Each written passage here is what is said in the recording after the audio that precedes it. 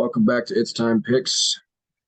We got UFC 285 Jones versus Gane. It's the long 3-year awaited return of Jones. I apologize in advance. I feel like shit and I can barely talk, so we're going to get through this together. Um, yeah, so like I said, it's the long awaited return of Jones. He's moving up to heavyweight. I like this card overall. I think there's a lot of really good spots. I think there's a lot of good plays, and it should be overall a good card. What do you think, Joey? Before I get the breakdown of the card, it is Mr. Johnny Bones Jones to you, sir. But as a If whole, you want to do that, it's Mr. Battery Jones to you. hey, that's a different category. That's a different type of hey. That's his business when he does it outside the cage, not my business. But ideally, in the cage, he's still one of the baddest mofo's in the cage when he's not on drugs. But yeah, as a whole, this card is pretty good from top to bottom. I can't complain because if you look at the card as a whole, even some of the prelims, they would be like co-main events, like definitely be on the main card on other pay-per-views or definitely on fight nights. So, but Dana definitely did it this card. Absolutely. All right. Well, let's kick right into it.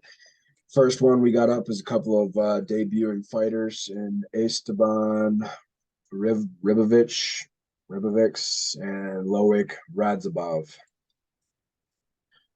I know you and I have talked about this one a little bit because they're kind of a little bit on the unknown side. Haven't seen too much of either fighter. Um, where are you at, Joey? So I know Radabov, he's more of like he came from the PFL. He pretty much had a 500 record with 4-4-1. He fought, PFL does have some good competition over there for the most part. But then before he got this UFC debut, he pretty much got a tune-up fight for Khabib's overall fight organization at Eagle FC. Dominated the guy with no problem. Um, Ribovics, I want to say his last name is. He's from the Contender Series. He had a very good, impressive Contender Series fight, won in first round, dominated the fight. You can look at this, who's more around it outside probably say Rad. He's more around it. Who's more dangerous? Ribovics. All depend. If you're to me, I think there's a dog or pass if you want to go for DFS. Because I think either two things happen. I think either Radovic either gets a finish within 2 rounds, or it goes over the 1.5 round mark. And I think Rad could maybe win a decision, but I don't think he scores the best for 9K. My slight lean is going what's his name? Radovic or Radovov, whatever his name is, the debut guy. Radzhabov. Yeah. I'll say that's my lean. But for DFS play, I would say you can't go wrong with playing Robovic because he is the more dangerous fighter, especially at 7,200. He can, like I said, at any point during the fight, if he gets a finish, more than likely he's definitely will pay that 7,200 off. But I'm going the favorite on here, but I'm not playing him at 9K unless I know he absolutely steamrolls the wrestling, which he does have wrestling. And Rabovic, we really haven't seen if he's been tested for pure takedown defense. But as a whole, I think it's dog or pass for DFS, but I'm going the favorite.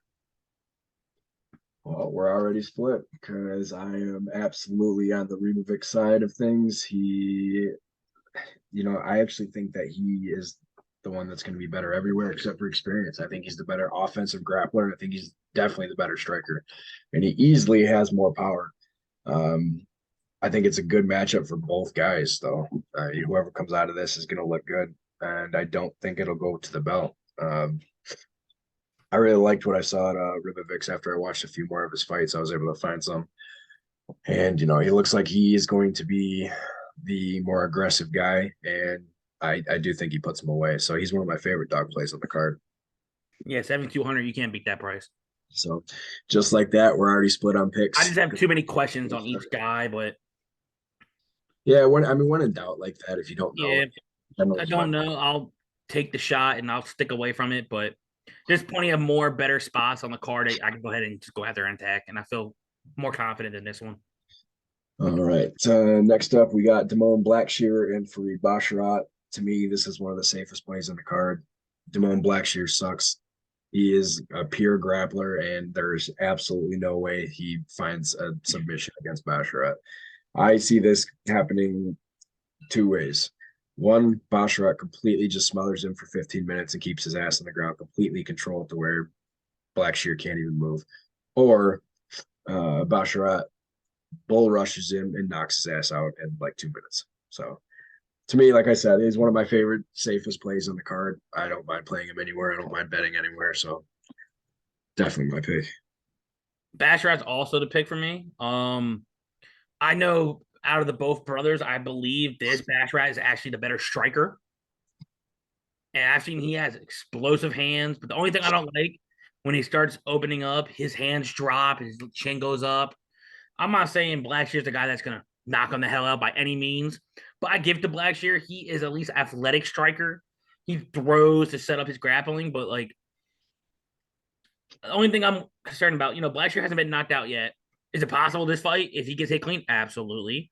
Um, but I think Basharat could mix it up. Like I think if he really wants to, he can win this fight standing. If you don't want to go nowhere near where Blackshear is actually good at, hit and move. Eventually, I think you can tire him out within the second round, and I think he can possibly get a finish. I do prefer him as a safe play, no matter if you're gonna play cash or GPP. I'm gonna move my lineup around, see what maybe I can get to him, but I would say he's a safe play, and I'm definitely gonna have him in bets. Yeah, let me put it this way. Blackshear lost to Chris Mantino a few years ago. That's all you need to know. Ugh. That's Wait, it, hold right? on, hold on, hold on. The Chris Moutinho, Yes, the the guy one who that ate got kicked off a tough. strikes from Ugh. O'Malley. Yo, did he really? How did he lose? Decision. He lost a decision to Chris Mantino. Oh, So if you were thinking about betting Blackshear, no chance in hell. The only thing I would say about Blackshear is if you are one of those gambling degenerates, just play a submission prop. That's the only thing I say. He has a Hail Mary submission chance because he is slick on the ground, but I think this is easily a Badger Rat play all the way. I think he's safe for parlays, and I think he absolutely could steamroll Blackshear. absolutely. Both of us going with Basharat. Next up, we got the aging 40-year-old Jessica Penne. She just turned 40 in January, by the way. Happy And birthday. the up and coming Tabitha Ricci. Go ahead, Joey. I love me some Tabitha Richie. Look, I know how the last card someone said that guy that made his debut against Alves, the so-called baby Khabib. If there was a so-called baby Khabib in the women's division, I would mark Tabitha Richie one of them. She she has good chain wrestling.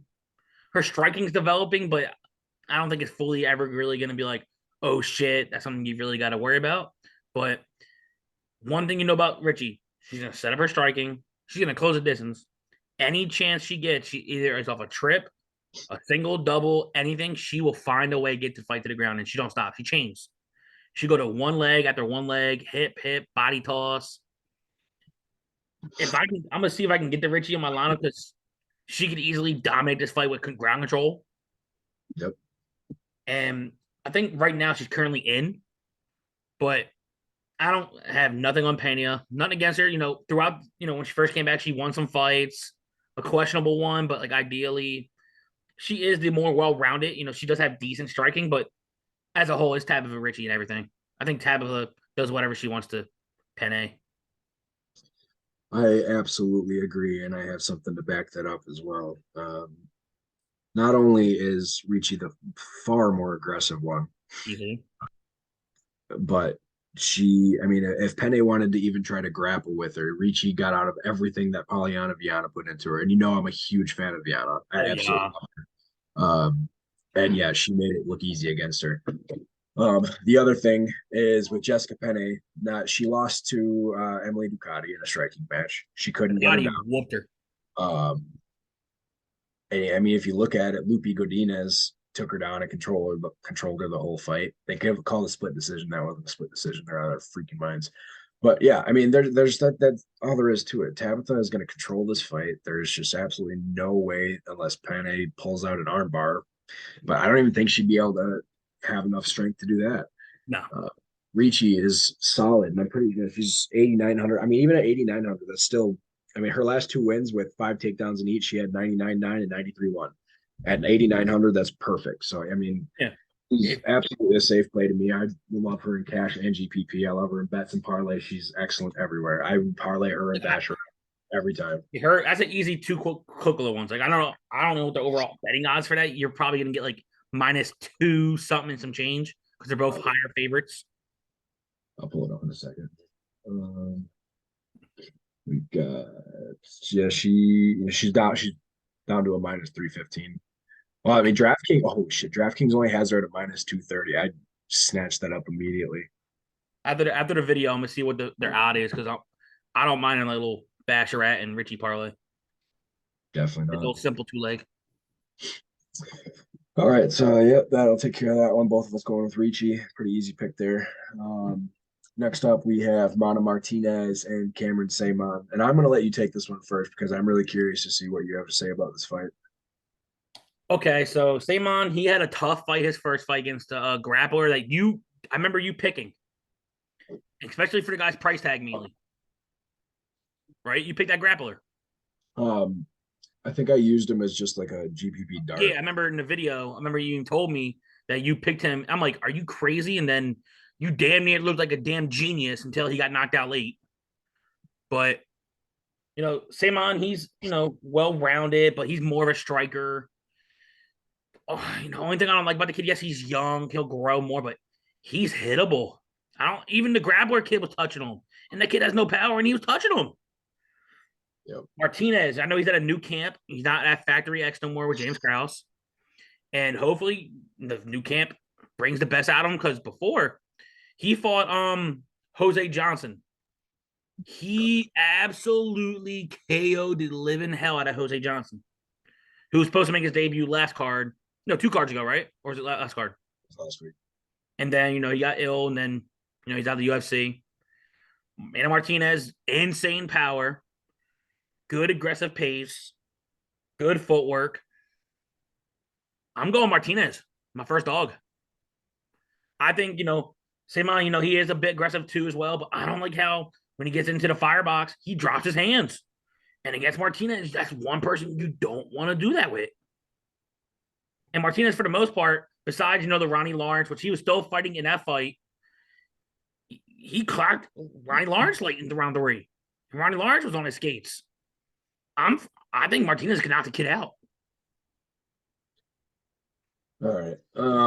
Yeah, I agree with you. I really do. I said so. I'm gonna read my blurb from my article. I said the odds for this fight are much closer than they appear. Both guys are solid strikers with power, have good wrestling backgrounds. Saman tends to wear opponents out early and take over late, but Martinez has excellent cardio and should keep this close. I said Saman is slightly better everywhere, but I would not be surprised if Martinez got the upset. And I did take Saman on my article. My heart has been telling me to go Martinez, and I have been currently in my line on DraftKings. So do I.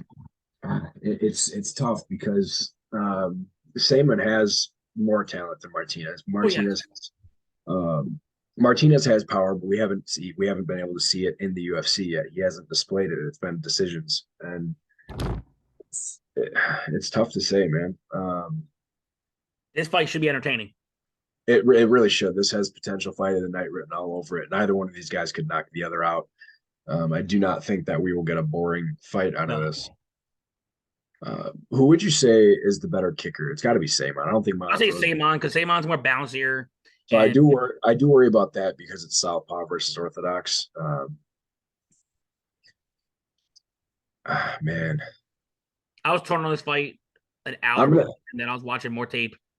I'm gonna stick with my article because I think that's the right thing to do. So I am gonna go Cameron Samon, but like I said, I would not be surprised at all if Mana Martinez won this fight.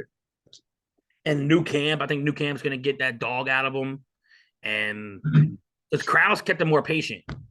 He's like, all right, pick your shot, watch the timing. What got him into the UFC was his killer dog. And it wouldn't shock me in this striking fight against this new kid of a prospect that people are trying to build up. This kid could get cocky and he could go face down. Absolutely. And I mean, if you think about it, his corner should be telling him to keep his hands up, especially against Martinez, but you never know. So another split pick. I'm going with Saman. You got Mana Martinez. I think they're both excellent plays for this because this should be a battle. I wouldn't be surprised to see blood in this fight. Hopefully. This next one, I'm not a fan of. I'm just not a fan of Ian Gary anymore.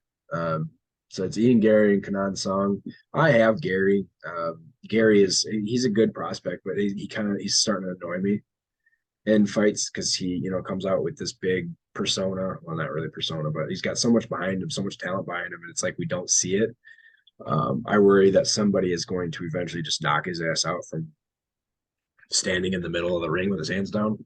Um, I have Gary winning, uh, but he does need to be careful in this fight. Song Kanan, I mean, he's not anybody to mess around with. This kid Yeah. has power. He's got a lot of experience. He's been around for a while, and he can also grapple. So I think if Gary comes into this fight too cocky or anything else, he'll get himself finished.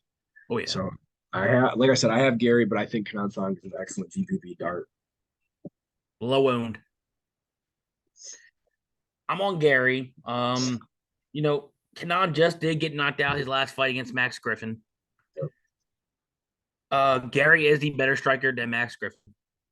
But I think this, honestly, none against Kanan. I think this is actually a step down for Gary. They gave him Gabe Green. Gabe Green was a good fight. I thought maybe they'll give him another upper opponent, but Kanan, I'm not calling Kanan a bum, but to me, it's more of a slight down this fight to say, okay, Gary, biggest card of the year. Let's see if you can deliver us one of your insane knockouts like you did against Jordan Williams. But Kanata is better than Jordan Williams. But ideally, you're going to see, okay, if we can build you up, see if you can get a finishes card. Because there's a chance, because Kanata is hittable. If Gary actually lets his hands go, he can get a first round knockout with no problem. But there's times where he showboats too much, hits, moves. If you said you think Kanata can land that one shot, all he needs is that one shot, and then he could easily, no matter what round, is going to pay off that 6,900. But Absolutely. I say he'll probably have under 10. It's got to be under 10%. 6%. I say under 6, especially in big GPPs. But I think Gary's going to win. I think there's a good chance he could get a knockout before the final bell, TKO. DK price, I do like other people around him, unless Gary gets that quick first round finish. But I think Gary's safe if you just want to collect wins. But I'm not touching Gary. Yeah, not in DraftKings. You can't trust him. I know they're all looking for wins, of course, but if you're looking for high scores, you want to win serious cash. But yep, absolutely. All right, both of us going with Ian Gary over Kanan Song. Next up, we have fight number 6: Julian Marquez and Marc-Andre Barriault. Go ahead, buddy. I'm on Marquez. Marquez is. You're not. I was last. I think this fight could be close. I do agree with the line. The only thing I don't like about against Barriault, his takedown defense looked terrible against Fluffy Hernandez. Nothing against Fluffy. He's not a good overall wrestler per se, but he's more of a grappler. He made takedowns look so damn easy in that fight. All right, so now I see where you're going with this and why you have Marquez, but let me stop you. Go ahead. Because here's the problem with that. Marquez never goes for takedowns. Hey, and I said this when I was doing the thing while I was writing. I said, well, it's in my article. If you told me Marquez's game plan was to get this fight to the mat, I'd be all for him winning. But he's not going to, because he doesn't. He waits for people to take him down. Then he snatches. And then he does his work on the ground. Barriault is the better striker, and I think he will eventually knock him out. But one thing I'll say about Marquez, like nothing against Barriault. I don't think Barriault has the power that Rodriguez has. It looked like Rodriguez was rounding up and throwing everything he did on Marquez. Marquez kept going, no, I'm good, until that final shot did finally land. But I think this fight could go over 1.5, and I think someone could get finished before round 3. They're both going to have their moments in the fight. I think Barriault could rock Marquez early. There's a chance where Marquez could jump the back, see what happens. But I just think at one point, I think Marquez does have decent takedowns, but he hasn't used it in the UFC. Outside the UFC, he's used it before. And the crazy thing is, it's not like traditional. He wraps his arms behind your leg and he scoops you. Could it happen against Barriault? Absolutely, if he actually uses it. And if he does use it, he's going to look like the easy play at $8,000. So I think this fight. Some people say, "Do you need to target this fight?" Usually, like I said, the 82, 8,000 fight finds a way in usually, but I don't know. I don't. I think you're making a mistake. oh, like I said, this fight's gonna. I said this. How about this fight when someone asked me about this earlier? I said either two things happen: Barrios wins the decision because I don't know if he knocks out Marquez because I'll give Marquez credit. He's durable for the most part, besides that Rodriguez fight. Or Marquez finds a way to get the hold of the back and he gets hold of a submission. Yeah. Well, So I went more upside for finish than anything, but if he does go for it, it would, and he gets one. That'll be his first takedown in the UFC. And well, he like needs to. He has the background in it. He has decent wrestling. he does, and he's got excellent grappling. He just never uses it. He likes to Yep. strike with strikers and he'll grapple with grapplers, and that's why I wrote it the way I did because I don't I hate it. I don't think that he's going to. I just think I went with more of the potential upside. If there's a finish, I think Marquez could get the finish, but I'd rather just avoid the fight altogether. I don't hate that. Like I have him as a live dog in my pool, but I don't have him in my line right now. Yeah. All right, we are split through half of our picks through six. Yep. That'd be a record. You're going with Marquez. I'm going with Barrios. Next up, we have one of my favorite fights on the card: Vivian Araujo and Amanda Ribas. I love this fight. These two are so unbelievably similar in fighting styles and pretty much everything. They could almost mirror each other, and we could see two of the same fighter. I do have Ribas. I think she is slightly better everywhere: striking, ground, wrestling, grappling, all of it. But I would not be surprised if we saw the dog come out of Vivian and she just goes crazy. But Ribas is my pick. She's solid. I mean, she's good everywhere. So I'm definitely going with Ribas. I know Reebok's your girl. I was torn on this. Is one of the fights I was torn about because when Arujo actually uses her wrestling and brings the pace towards fighters, she could dominate. But the only thing that does scare me about her is her cardio. When her cardio goes, it's terrible. She just got smoked by Alexa Grasso in 5 rounds, so it's tough to. Yeah, but maybe we'll see if her cardio upgrades this fight. Now it's a 3-rounder. I think Arujo has more power than Rebos. I think Rebos is more, volume than anything. But I think Rebos will beat her to the punch for the most part. Yep. So my lean is Rebos. Like I said, I was torn on the fight earlier because I said Arujo is more power. So she'll have more power takedowns, while Rebos has more like judo when she goes to clinch and she will toss the hell out of you. And I think that's what happens. I think she gets her up against the cage, throws her over her shoulder, and she gets like an arm bar. I don't hate that. And 8,300, and I'll tell you this right now, I know most people will probably go try to target an 8,000, 8,200 fight.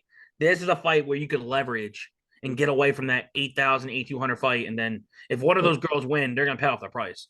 Especially if Rebos, I think if Rebos does that toss, she can win in round one by submission. So Yep. I'll have slightly more Rebos.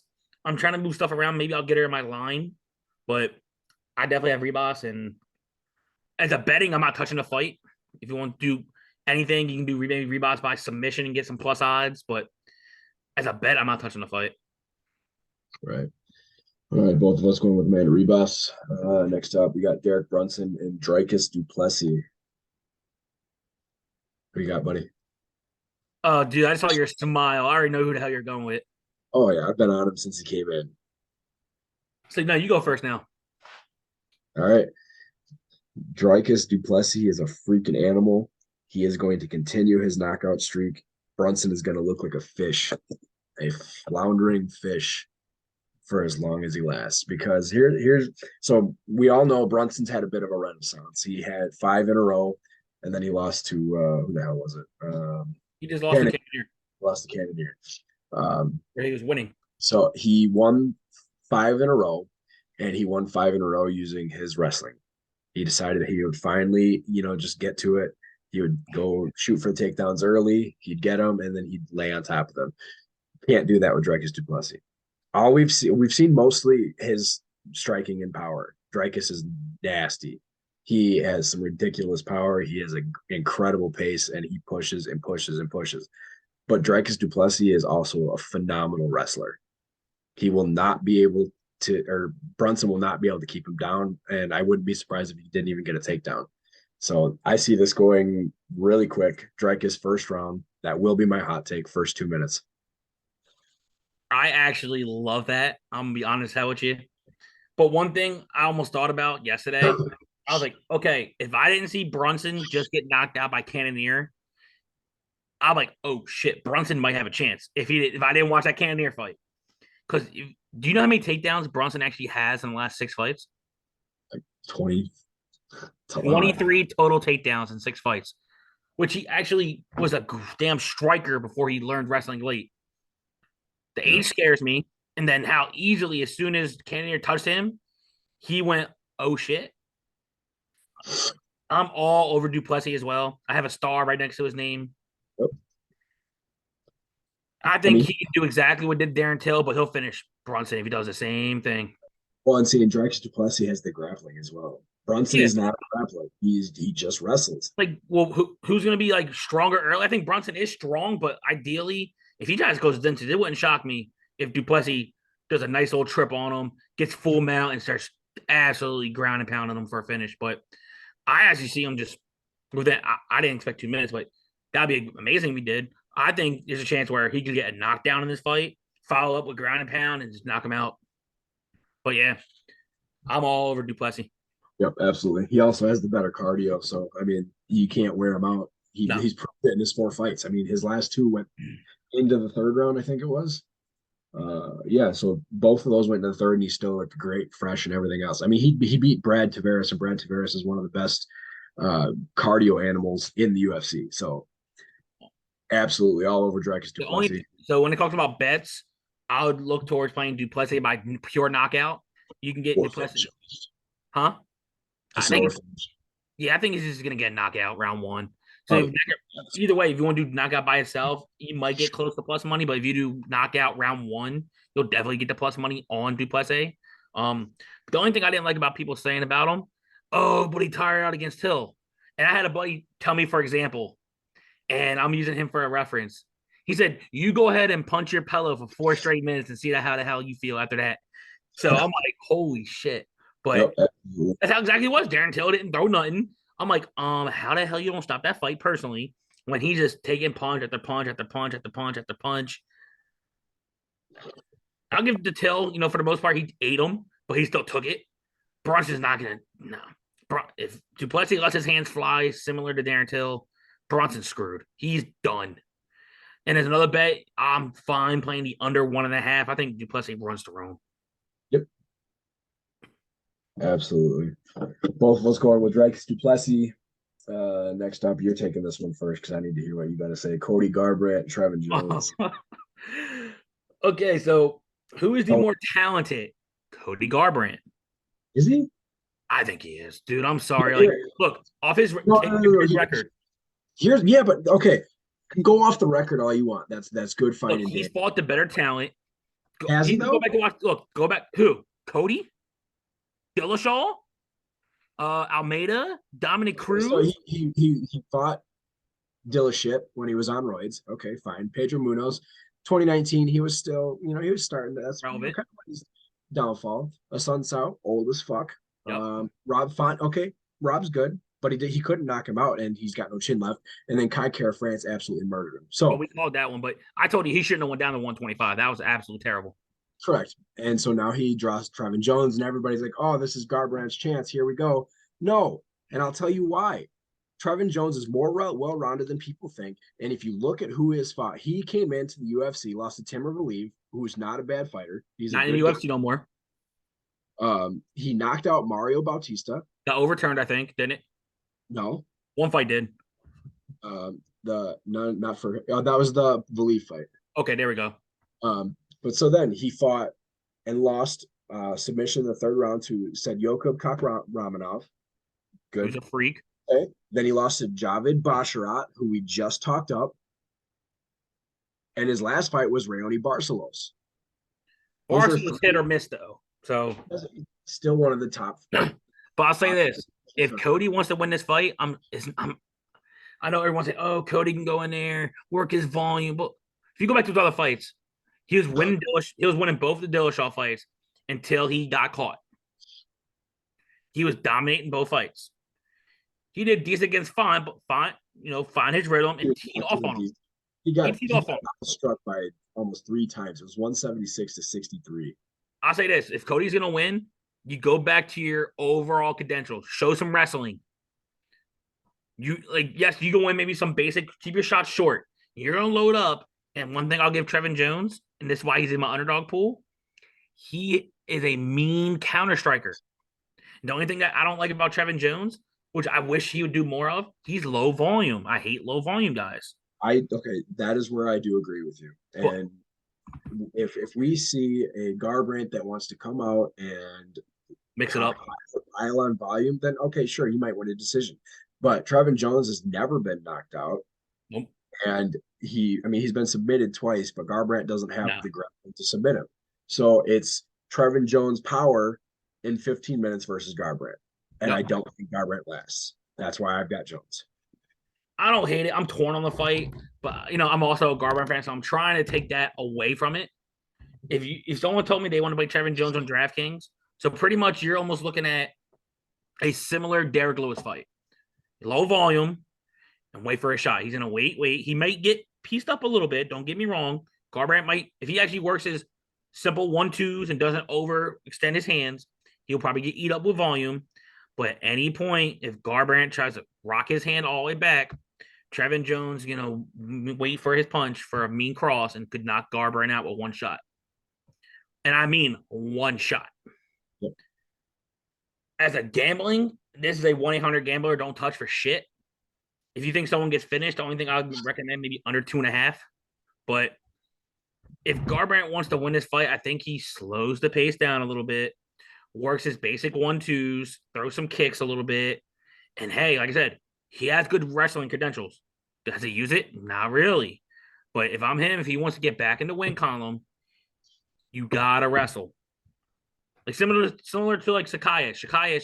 He worked his own bread. What was he good at before? Clinch work. What did you do, Dante Mays? Clinch work the living hell out of him and beat the piss out of him. If Garbrandt can at least do a similar game plan, similar to that, I think he wins. There's a good chance I'm not touching the fight because, for one, who knows what side Garbrandt's going to come into, and two, none against Jones. Yes, he has power. Yes, he has sneaky BJJ. I just hate trying to rely on a guy that I got to wait for one shot. And I do agree with that. I do. I don't hate that by any means. So my pick's Garbrandt, and as a confident pick, maybe like a 3 out of 10, 4 out of 10, maybe. But like I said, I'm not touching this fight I'm trying to stay away from this fight. And if it kills me, if Jones winning one shot at 7,700, if you just tell me he doesn't throw no volume, one punch, what's he gonna get, like 70s, maybe low 80s at 77, which is decent. But I think there's some other dogs that could score a little higher. But if Garbrandt comes out and he wins this fight, I'll eat my words. But Garbrandt has looked toasted in the last how many fights? He's like got last 5, 6. He's got no chin left, and the second it gets touched, it's lights out. That's why Geiger murdered him. Did you see that video he did where apparently he was doing like jaw chin workouts and shit? It ain't gonna make a damn difference. It don't. People are counting out Trevin Jones because of his record. His record is not everything that shows. He's fought a lot of really good competition. And I mean, he's not a bad fighter by any means. Is he great? No. Will he be top 5? No. Will he be top 10? Probably not. He's an entertaining guy for the most part. He lets his hands go. Generally, he's got a pretty decent IQ. He has good wrestling. He controlled Kakrama for almost 10 minutes in that fight, and then he got submitted in the last round. So, I mean, he knows how to wrestle. He knows how to grapple. And even if Cody takes this down to the ground, I don't think he wins that battle. It's going to be a boring fight if he takes to the ground because he's going to have to worry about Trevin Jones off his back. He does have some good jiu-jitsu. It's pretty much be like a damn boring snooze fest for the most part. It's quite possible, but I'm not touching the fight. Yeah, I could make that one of my hot takes. Trevin Jones first round finish. I'll tell you right now, if he gets a first round finish, he breaks the slate. He might do it. Price tag, but I don't know. So ideally, he'll probably get like what, depending on how many shots he throws, midnight, late. At least 90. So yeah, he'll still pay off 7,700. So I mean, if it's a knockout, all right, let's put it this way. So if it's a knockout in the first round, that'll be knockdown 10 because it'll be a knockdown. He's not gonna, that's what it'll be because Garbrandt sucks now. So it's at least 100 right there in the first round. If it's in the second, you get 70, and knockdown is 80 plus whatever the strikes and whatever else. 85, 86. It's the third round. If it gets into the third round, where it would be an issue if he doesn't have a lot of volume or takedowns or whatever it is. But that first or second, he will pay off his value, Yeah. his price. But like I said, if you're playing a lot of lines in GPP, I would definitely say recommend maybe having a dart throw with Trevin Jones is not bad. But I'm trying to get secure wins and guys I know that could potentially score high. So for now, I'm fading the fight, but ideally, I do have Jones in my underdog pool. So it wouldn't shock me if, as you said, if Jones goes out there and knocks out Garbrandt in 2 rounds. But All right, we are. as long as Garbrandt's been around, I thought he was like 36, 37. I'm like, man, Garbrandt's trying old, but he's still in his young 30s. But maybe he can get a turnaround. But we'll see. But I'm going, like I said, you're on Jones. I'm on Garbrandt. Another split. Someone's either going to have a great card or, whew. Yeah, right. No matter what, one of us is taking off over the other. Oh, yeah. Next up, we don't really need to talk about this one too much. Bo Nickel and Jamie Pickett. I really, this is gonna sound bad, but I really hope it's not gonna happen. But I hope Pickett knocks him out. Oh, dude, I would laugh so. I'm so tired of fucking. I hate when guys come in so confident like that, especially when your game is currently still so one dimensional. Bo Nickel does not have striking yet. I'm sorry, he doesn't. No. He is pure wrestler grappler. And so what I wrote in my article, I said if Pickett's going to win, it will be knockout within 60 seconds of the bell. Because otherwise, after that, the fight's going to be all never. I actually told someone, like, what do you think about Pickett for a deep GPP? I'm like, well, if he throws a hard knee or a mean uppercut, he can knock Bo Nickel the hell out. But I think there's a better chance me dying tomorrow before Pickett actually wins. But one thing I'll say about this, I actually saw interviews. Bo Nickel said that he wouldn't mind start showing off a little bit of his game. I'm like, don't do that this fight. If you really want him to show pure dominance within the first 10 seconds, if you want to fake a shot, fake a punch, you shoot your blast double. You take him down, and then I actually do have a hot take. I'm not playing Bo Nickel on DraftKings. I'm not either. I'm not touching him. No, because think about this. Like, let's say if he does try to show off, try to use some kicks, try to work his jab, which Pickett's long as hell. And what if he's like, you know what, the first minute, okay, let's say you finally get one takedown, one sub, quick sub. You're going to be under 100 points. You're going to need, what, like at least over, what, like 110 to 115 to pay off 96? I'm fading him in big GPP. That's all I really play. I play GPPs. I'm not playing Nickel. I actually like a lot of fighters below the range of Nickel. Unless you tell me he gets a finish 60 seconds, then I'm like, okay, he pays it off, But for the most part, I try to stay away from 96. Yeah, there's not a lot of fighters I trust at that spot, but yeah, I mean, everybody's gonna be all about Bo Nickel. It's Bo Nickel this, Bo Nickel that. I'm already tired of it, but he's by far the better wrestler. There's no doubt about it. Oh, it's not even close. If there was a different guy that he was fighting, I might go that way, but Jamie Pickett is not. He'll be out the UFC after this fight. Like Jamie said, what Jamie said is he is good at everything. He's not great at everything. Mm-hmm. And I agree with that. He is well-rounded. He does have a solid overall game, but he's just going to get wrestled to death unless he gets that knockout. And I will laugh my ass off if he gets that 60-second knockout. So, but both of us going with Bo Nickel as like 99%. Only thing I'll say about Bo Nickel, if you want to do a bet, actually individual bets, if you want to do submission round 1, they're like minus 175, so just a little titty bitty, but not too much value. But if you want to go by him by knockout, if you think he like TKOs him like ground and pound, that's where you get the plus money. I think it's like last time I saw it was like plus 100. But some of the odds on Bo Nickel are minus 2,000. So like the money line last time I saw was minus 2,000. Yeah, that's what I'm saying. Yeah, FanDuel's got him at minus 2,200. Oh, good lord! That's just too much. The last time we saw odds like that was Nunes and Pena when Pena won that fight. I made so much money on that fight. I made so much money on that fight. It wouldn't be a bad idea to throw $10 on Jamie Pickett's line just because if he wins, it's Dude, 100. I have a free bet. I know I'm not gonna touch him in DraftKings, but I may do I have a free bet. I'll put Pickett for 60 seconds. Why not? I mean, If he does, and I'm really gonna be shitting bricks. no doubt. But all right, both of us going with Bo Nickel. Next fight, I know you absolutely are torn on this one, unless you figured it out a little bit. But I we think got I figured out, but I'm still torn. Matus Grant Gamrot and Jalen Turner. And do you want to take this one first, or do you want me to go? You go first, please. So I'm going to read what I have on here. Um, so Turner, he's been impressive. He's got the tools to cause issues for Gamrot, but he does not have enough to beat him. Gamrot has ridiculously intense, suffocating wrestling, and I fully expect him to chain takedowns and keep Turner from being able to do anything.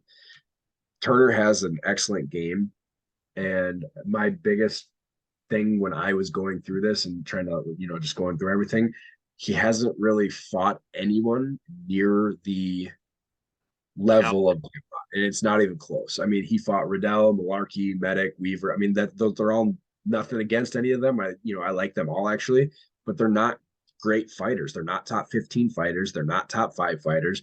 I mean, Riddell, he was, but he's never been like great. He's always been a decision machine. And Jamie Malarkey, well, I mean, he's looked good lately. He might get there, no doubt. Medic, I think, is like toast at this point. I don't think Medic's still in the UFC, I think, but He is. He last fought. I guess it was only May last year, but yeah, I mean, so they're all guys that are like slowly climbing up along with Turner. So it's like all these guys are moving up together. While Gamrot, I mean, we already know where he's been. He's at the top. He's fighting the top. He lost to Dariush. I mean, Dariush is about to have a title shot after. he beats out Arrow. Yeah. But he's fought Saryukin. He's fought, Ferreira. So, I mean, Gamrot has the experience. He's got the tools. He's got the wrestling. He's got everything over Turner. Could Turner, land something flush, knock him out? Could he grab his neck and submit him? Sure. Is it going to happen? Not likely. So I'm on Gamrot. For me, he's also one of the safest plays on the card. Turner he's in for a lot in this fight. Okay, so I love both of these fighters. I've been on both. I've been on Gamrot a lot longer, even before he got into the UFC. Turner's one shot, he's gonna either, like you said, and that knockout, which Gamrot is durable. Yes, he could get hit, but he doesn't. He falls, gets back up, and controls. The only thing that could scare me is if he shoots a double and he can get his neck caught. But ideally, Gamrot usually knows what position to be into. I hate to say it, I'm all over Gamrot. Think about the other guys that Turner fought. Pavola took him down. Weaver took him down. Malarkey took him down. If you told me out of those three who's the more, better wrestler-ish, I would slightly say Pavola. Pavola had like 2 or 3 takedowns on him. If you're not stopping takedowns from Pavola, and think about that. After those main wrestlers, who do you fight? Strikers. Main strikers. So, okay, yes, I can guarantee you he still was working on his takedowns, but I'm sorry, nobody he's bringing in is stopping the takedowns of Gamrot. Gamrot can shoot a blast. He can get a grip. One of the craziest things I've seen from Gamrot, at least I was just rewatching tape today, he has some of the nastiest when he grabs your ankle and just trips the shit out you, or he just pulls the rug on you and just flats you right on your back. Some of the nastiest singles like that I've ever seen in my life, and you mostly used to see them back in the day. He's the guys that still makes that shit work. And I hate to say it because I like Turner. I think Gamrot, I think within under 1.5, I think there's a chance if Gamrot gets positioned, I think Gamrot finishes Turner. TKO on the ground. I wouldn't be surprised. Because look, I'll say this right now. Nothing against Dariush. I even rewatched that crazy fight. Some people, not me, some people actually said, yes, I know Gamrot shot a lot of takedowns. He got takedowns. He had some control. But mainly there's some people who say that Gamrot won that fight mainly from bringing pressure, and pretty much Dariush was mainly on the defense the whole time, not throwing much. Mainly much running, stopping takedowns. I can slightly see it, but at the same time, like Dariush did land some shots at some point, but that fight was close. I think if Gamrot gets on a nice little roll. I think sooner or later he can re-meet Dariush. I think he can actually beat Dariush next time. Now he knows the overall rhythm, but Dariush is a sleeper in the division, but we'll get to that fight, which I may actually go to that fight card. I hope. But yeah, I'm all over Gamrot. Like I'm playing Gamrot on everything, and I'm gonna tell you something later, which I may have a strategy what I'm gonna go towards for this card, and I'm definitely gonna get different. But I'm locking in Gamrot easily. And it's not even close. I have so much Gamrot, it's not even funny. I think he gets a finish within under 1.5. Absolutely. All right, both of us going with Matus Gamrot. Next up, we have Jeff Neal and Shavkat Rachmanov. You can do this one first.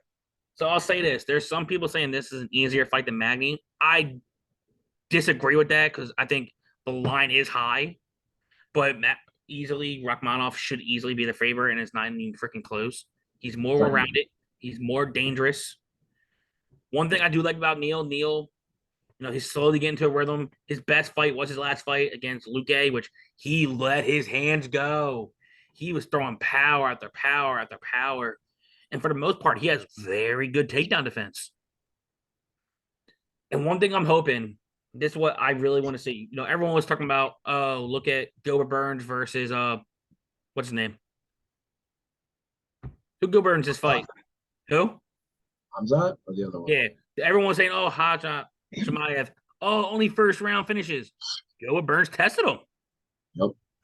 One thing I would love, I don't know if it's going to happen. I think this fight could end within 2 rounds if I'm going where I think I'm going. I think if Rachmanov does get taken down at any point, he's probably going to end up submitting Neal. Yep. I would love to see this because to me, this is my sneaky fight of the night. If Neal stops takedowns, this could be a brawl on the feet. I would love this fight to go 3 rounds as a brawl. And if it goes to brawl, it's not going to happen. Look, I said I wish. But I think Rachmanov wins this fight. I'm on him. Even though I've been a Neal guy since he came in. I would love to pick Neal, but I'm not doing it this fight. If I was playing 150 lineups, maybe I'll sprinkle Neal, but I don't play 150.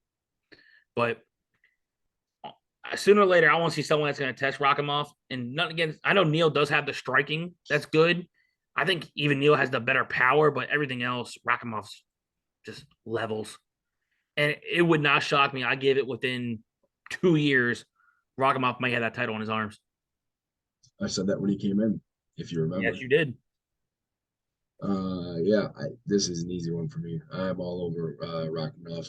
He has 16 fights, 16 finish, 8 by TKO, not 8 by submission. He is completely well-rounded. He's solid everywhere. He's got no fear. He's got excellent cardio, footwork. He's got great speed. There's nothing that this guy does not have. Neal will have to, if he's going to win this fight, he has to knock him out. That's really all there is to it. Is there a chance if he comes in? Possibly, but it's very, very, very slim. But he does have a path.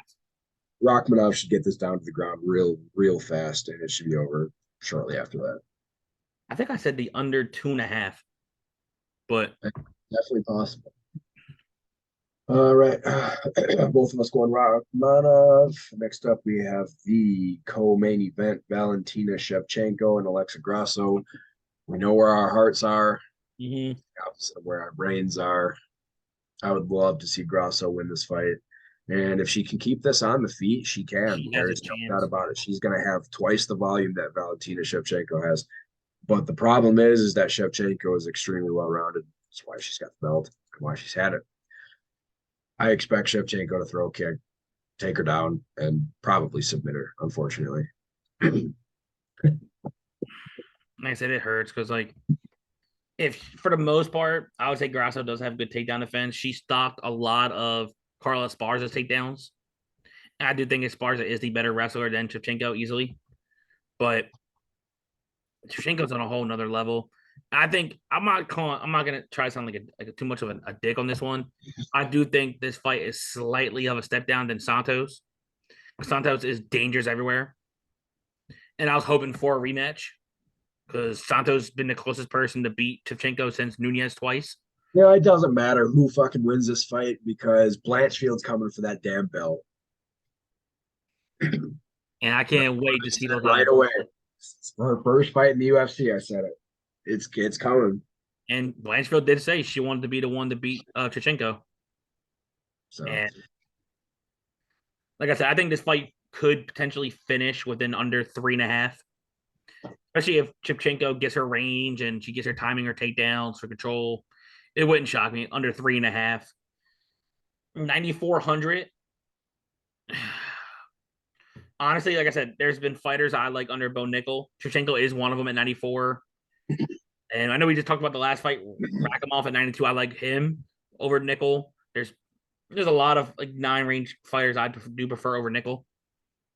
But I mean, if Shevchenko continues with her streak of the last 4 fights, she'll be over 100. Which I mean, you'll take that in any case or scenario. So, Mhm. um, yeah, my guess is that she's going to take her down multiple times if she doesn't submit her, and she's going to have a lot of takedowns, control time, striking, and it's all going to mount up to 110 plus. The only thing I do wish, I know 94 is a high price tag. I don't want no. I don't want no. The only thing I would screw it if she gets like a finish after the first minute, and I don't see her paying off 94 too much. I kind of Oh, hope this fight goes on a little bit. You know, she works in her strikes, her takedowns, control.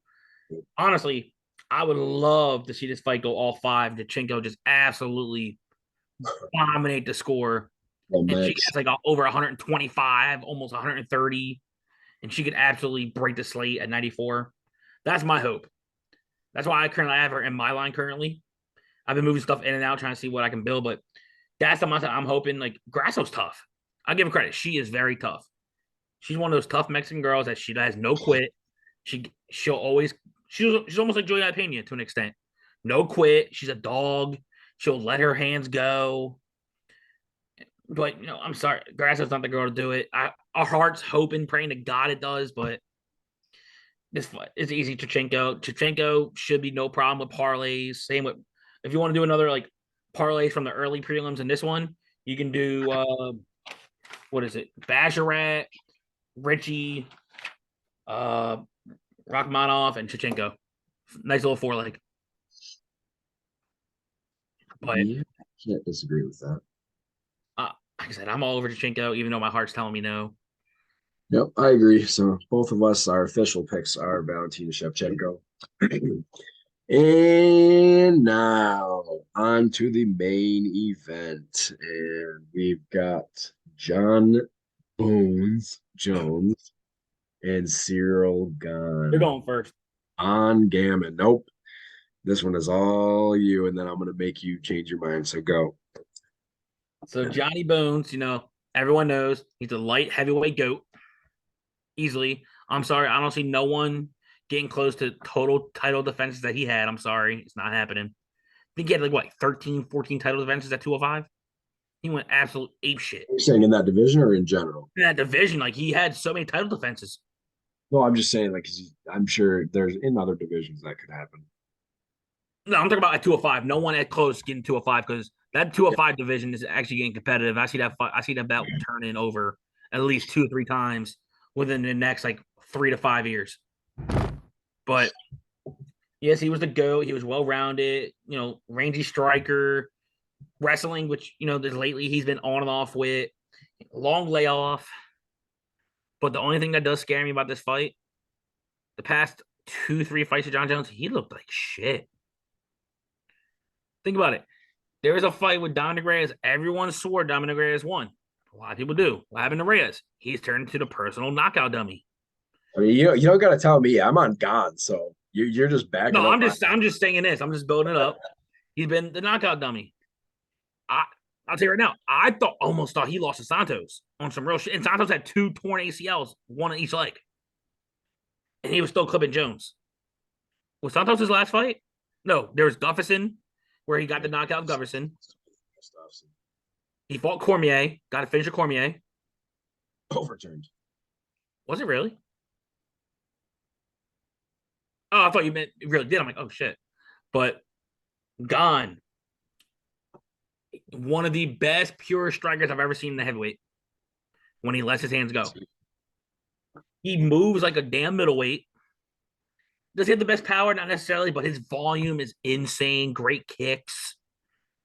I know some people are gonna say, "Oh, but he got taken down by Nagano." I'll say this right now: you can't name more than 10 people in this world that said Nagano was gonna go takedowns. If you can name me 10 people, I'll shut the hell up on that part. Not more than 10 people can tell me that Gane was gonna go takedowns You know why he did? because Because he's he, getting pieced up. yes, He's one absolutely every watch that fight today. He was getting pieced the hell up. So they're gonna be questioning and think about how slow John Jones looked previous fights. Now think about this: he's gonna have at least 30 to 40 pounds more weight on him. Yes, is he gonna have the better wrestling if he uses it? Yes, but will he use it? Who knows? Knowing how cocky John Jones is, he came out and actually said, "Oh, Gane's one of the less well-rounded guys in the top five." You know what? You ready? I hope yes. Gane knocks him the hell out. I Actually, no, hope he better. knocks Fuck the him the knockout. hell out. I hope he chokes his ass out. Dude, I don't even want to see the betting line for it. Okay, you remember when everybody when we watched Khabib choke out Connor? Oh, I was so happy with that. That fight right there. That's what needs to happen here. God needs to choke his Humble. ass out and just put him out. No, I honestly just want to see him head kick Jones. Anyways, so are you going with Gone? Hell yeah. I'm sorry. I honestly, it took me about another half hour until you told me, hey, I send the link. I was watching other John Jones fights. He did not look good. He didn't use his wrestling. He's like, okay, if you're telling me he's going to try to strike with Gane, I give it within under 3 rounds. Gane is going to clip the living hell out of him. If you actually told me, I know John Jones been working with Henry Cejudo. Don't get me wrong, but I'm sorry. Who the hell does he train with a heavyweight? Walt Harris is a boxer. Maurice Green, PFL, got cut by the UFC. Really not that good. Dontel Mays. Do I really need to get into that? He got absolutely dominated by Sakai. So he's not really getting the body of the heavyweights that's training with him. And I think the only other guy that gets close to him is it Devin Clark? I think Clark sometimes goes to Jackson's once in a while. But I'm sorry. Nobody really trains. And I can guarantee nobody is training. Who are you gonna bring in? Holly Holm? Oh, Holly Holm, can you try to do some Cyril Gane? Closest one for a female, but you're not no. I just saw so much from Gane. Yes, I know I tried to take away from the Nagano fight because if he didn't get those takedowns, I think there's a chance that he could have pieced up Gane. Not pieced up not Gane, Nagano. But yeah, I'm all over Gane, bro. It just made a switch in my head. I'm like, John Jones is so cocky. Who knows if he'll actually use the wrestling? I think I'll give John Jones credit. He's going to bring the pressure. He's going to try to use his range.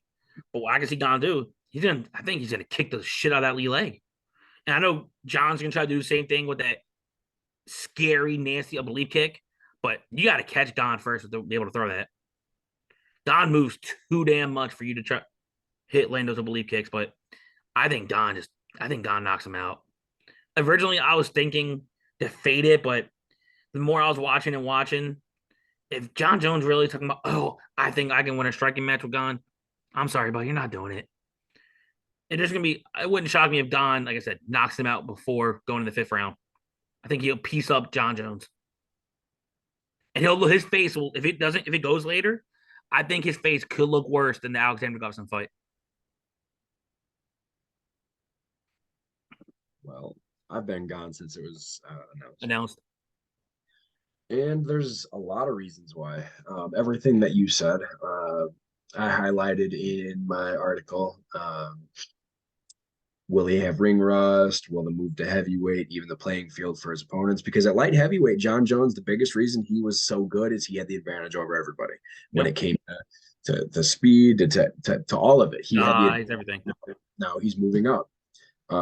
Does he slow down with this move? What's he going to weigh in at? Where's he at right now? He's got to be what, 230 probably? I think last time I heard rumors, I heard that he may weigh in between like 235, 240. Which is Von Gammon will be at he always weighs in around 245. So not only will Bones move up to heavyweight at 240, which he hasn't done. He's been training for it, but it's not the same. Mm. He now has to take on somebody else that is also that heavy, which he is not used to. Um, and Cyril Gane is not a bad grappler or wrestler. He really isn't. He chooses not to go down. And the reason that he struggled with Ngannou is because Ngannou was at least 30 pounds heavier than him. Oh God, And, yeah. and we saw it with Blachowicz and Adesanya. When Adesanya moved up well, But I mean, against one yeah. division, Blachowicz was like 30 pounds heavier than him. Izzy couldn't get up. Nope. So Gane, that's what happened in that fight. He learned a lesson in that fight. I don't think that will ever happen again. Gane is easily the better striker. He is going to be a lot quicker on the feet. He is used to this. His cardio is going to be 10 times better. I guarantee it. Oh yeah, I'll guarantee that. Because John Jones has not fought in 3 years. He's moving up. He's gained weight. He's got a dad bod right now. If you look at his picture, And I seen another one where they try to look at he sucks it in, then you see abs, everything else. I'm like, come on, bro. so there's so much working against him, and I think most people are on John Jones because of the narrative, because of who he was 3 years ago, because of what he did, all the things, his title defenses, blah blah blah. John Jones said 3 years ago he was going to be the heavyweight champ eventually. Dude, you're not going to come in here and I mean, if he's going to take Gane as a joke, you're screwed. You're going to get knocked out. You're going to get submitted. It's going to be something. Gane has a complete game. If I'm gone, I'm not gonna wrestle. You're not gonna win a wrestling match per se, but even BJJ, if I'm gone, I'm hitting and moving. Like, yes, if John does something sloppy, can you maybe catch a neck? Maybe can you? But that's very slim. I think that's like a 20% chance of happening. But if Gane keeps it standing, I think you piece him up. The only thing that scares me is two things. Yes, Jones got that new contract extension, the long contract extension. But I'm not trying to put that into the picture. If it goes to decision, I don't trust the judges because I know I, Jones. I think it's yeah. I think we might see some bullshit Yeah, happen if I think Gane's gonna land twice or maybe three more if it stays a pure striking match. But they're gonna say, "Oh, Jones was forward pressure, still landed some shots, so he was controlling the pace of the fight." Blah blah blah. That's the only thing that does scare me. I don't trust the judges. So if Gane's gonna do this, he needs to finish it before the final bell. Unless he outlands Jones like 4-1, 5-1, but I still don't trust that shit. so. Yeah, Jones thinks that he can come out and take him down and keep him controlled. You might be able to for a little bit, but you're not the weight that Nagano was. So good luck keeping him there. Um, yeah, I mean, I don't like John Jones to begin with. I don't care for any of his theatrics that he decided to pull with all of his battery charges and whatever the hell else that he got. Nor do I know why so many people are still rooting for him. It's just mind blowing. I used to a long time ago, but I think he's a I lost gigantic respect. fucking leech, and I hope Cyril Gane just wrecks him. Because okay, let's put it this way. Let's say Cyril Gane comes out, knocks him out, or submits him. He finishes him. Okay, and where does John Jones go after that fight? Because Honestly, he's gonna make excuses. yeah, he's like, He's "Oh, I was tired, my first fight. If I get a rematch, I know I can do it." Blah blah blah. And knowing Dana, oh, his first fight. Let's see what he looks like his second fight. Could he do a rematch? Blah blah blah. But yeah. So I mean, I think it completely shatters his confidence, and who knows who he'll end up fighting next. I don't even think he deserves this fight. I know one fight I would love to see, and I think John Jones loses. Which I think Curtis Blades will out wrestle the shit out of him. possibly. John Jones will win the striking fight. Don't get me wrong, but I still think Curtis Blades is the best wrestler at heavyweight. If you want to go by overall credential wrestling, but I think Curtis Blades can out wrestle him. And I know, did you see who Curtis Blades is fighting next? Which, just know, I'll give you a hint. It is a striker versus grappler. A dangerous one-punch striker puncher versus Curtis Blades. He doesn't have the Pavlovich fight, does he? Oh, Pavlovich is going to kill him. Well, apparently I heard rumors that there's like a three-way type of who could be the replacement if someone doesn't make weight. I know they said Pavlovich was one. I heard rumors of. I've heard Stipe, and then I heard Curtis. Apparently, all three of them. Yeah, if let's say Jones doesn't make the fight. Oh no, Pavlovich is the backup. Oh, that's 100%. Okay. And it's deserved. I don't. I think Pavlovich holds the belt sooner than anybody else in this division. Um, and I said that when he made it into the top 15. Uh, man, I'm John so John Jones just pisses me off. yeah. Like I fully understand, all the people out there that absolutely love him, and that's good, great, and grand. But when you look at him as a person, he's just a horrible person. I don't know how anybody can like him. I liked him before all the drama he got into. It's just ridiculous. Yeah. So I'm going Gone. You're going Gone. I think we're on the lighter side of things. I think a lot of people are going with John Jones. That's fine. Trying to see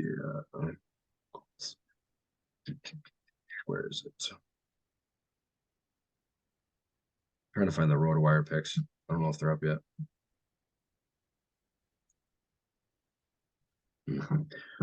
So yeah, all right. Well, both of us going with him. Um, man, there's a few locks that I have on this card, but if I had to absolutely lock somebody, I think I'm going to stick with Basharat. I mean, to me, he's the easiest pick on the card. I don't know how I'm gonna get to him. I gotta see how I can work around my line because don't was that 91? I think so, something like I that. think he's gonna be lower owned out of. You think about a lot of the 9Ks: Shevchenko, Rakimov, Nickel, Gary. Then he's the 90, yeah, 91, and then Radabov, he's 9K. I think out of the whole 9K, it wouldn't shock me if he's damn near the lowest owned.